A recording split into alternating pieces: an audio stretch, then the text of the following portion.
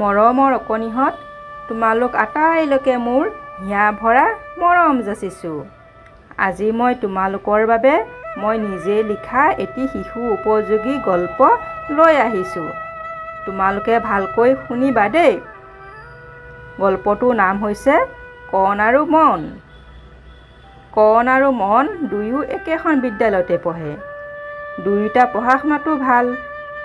সিহঁত দুয়োটাই ছবি আঁকিবলৈও শিকিছে।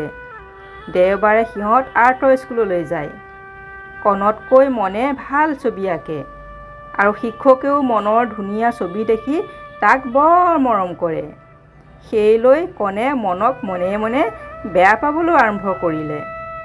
সি মনৰ ছবিবোৰত ইচ্ছা কৰি ৰং লগাই নষ্ট কৰে আৰু পিছত চৰি বুলি কয়, যাতে মনৰ ছবিখন ইচ্ছা কৰি নষ্ট কৰি দিয়া কথাটোত মনে সন্দেহ নকৰে।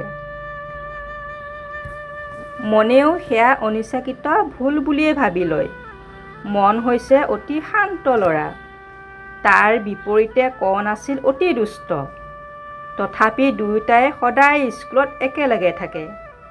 আজি সিহঁতক আৰ্টৰ শিক্ষকে ক'লে যে পিছৰ দেওবাৰে সিহঁতৰ এখনি প্ৰতিযোগিতা হ'ব আৰু এই প্ৰতিযোগিতাত যিয়ে বিজয়ী হ'ব তেওঁক পুৰস্কৃত কৰা হ'ব।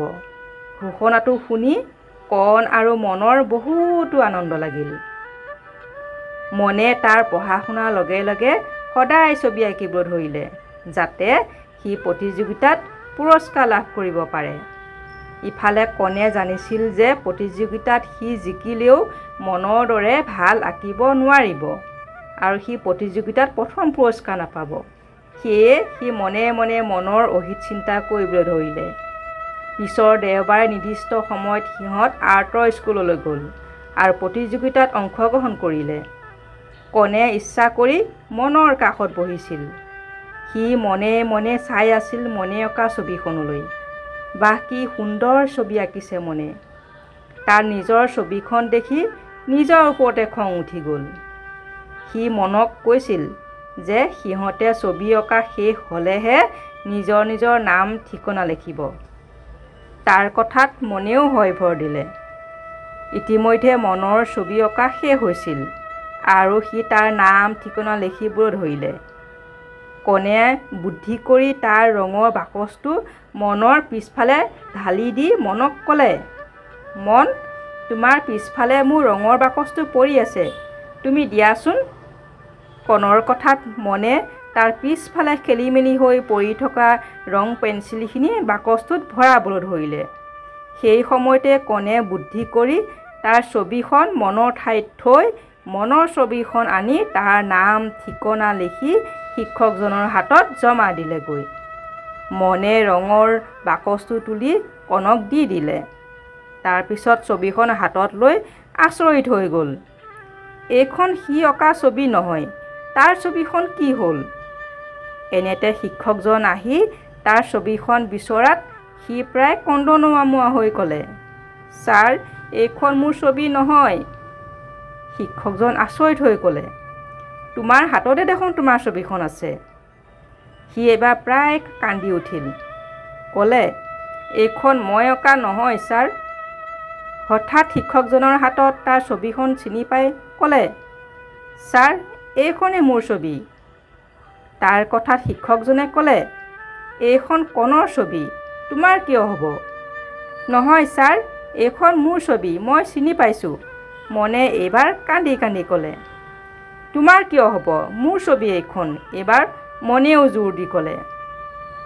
শিক্ষকজনে ছবি দুখন ভালদৰে চালে। তেওঁৰ মনত সন্দেহ আহিল, কাৰণ কণতকৈ মনৰ ছবি অঁকাত বহুত ভাল আছিল। মনে কান্দিবলৈ ধৰিলে। তাকে দেখি শিক্ষকজনে এটা বুদ্ধি উলিয়ালে। তাৰপিছত তেওঁ ঘোষণা কৰিলে, মন, তুমি এতিয়া কন্দা কটা নকৰিবা আৰু কণ, তুমিও চিঞৰ বাখৰ নকৰিবা। এইখন ছবি প্ৰকৃততে কাৰ হয় তাৰ প্ৰমাণ এতিয়াই ওলাই পৰিব। তোমালোকে আকৌ এইখন ছবিকে দুয়োজনে আঁকিব লাগিব আৰু যিজনে ছবিখন এইখনৰ দৰে হ'ব তেওঁৰে এইখন প্ৰকৃত ছবি হ'ব। শিক্ষকজনৰ কথাত কণৰ মুখৰ বৰণ কেহেৰাজ হৈ পৰিল।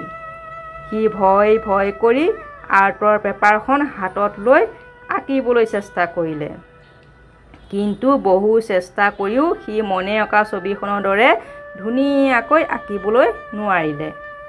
আনফালে মনে আনন্দ মনেৰে তাৰ ছবিখন আঁকিবলৈ ধৰিলে। কিন্তু এইবাৰ সি প্ৰথমে অঁকা ছবিখনতকৈ বহুত ধুনীয়াকৈ আঁকিলে।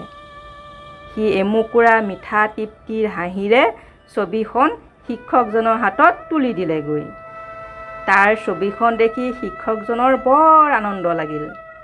কণৰ এনে দুষ্ট কামৰ বাবে তাক শাস্তি প্ৰদান কৰিলে। তাক প্ৰতিযোগিতাৰ পৰা বহিষ্কৃত কৰিলে। নিজৰ কৃতকৰ্মৰ বাবে কণে বৰ লাজ পালে আৰু মনৰ ওচৰত সি ক্ষমা বিচাৰিলে। প্ৰতিযোগিতাত মনে প্ৰথম পুৰস্কাৰ লাভ কৰাত সি মনত বৰ ৰং পালে। লগতে সি কণককো ক্ষমা কৰি দিলে।